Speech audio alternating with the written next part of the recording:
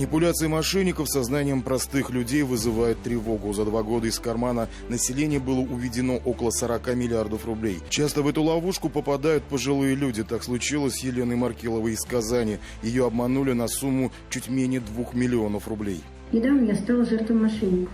Был взломан мой личный кабинет в госуслугах, и в результате их действий я должна 2 банкам 1 900 000 рублей.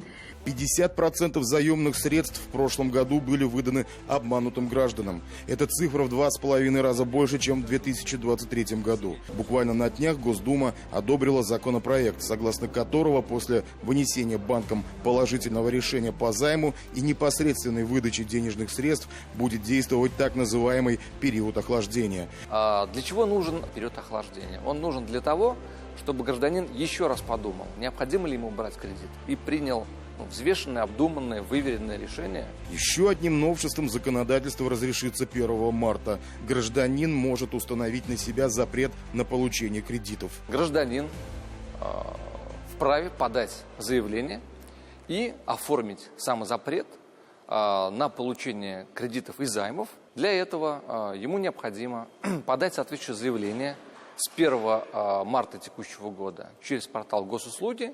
Насколько это будет эффективно, пока сложно сказать. Смущает то, что есть возможность снятия этого самозапрета.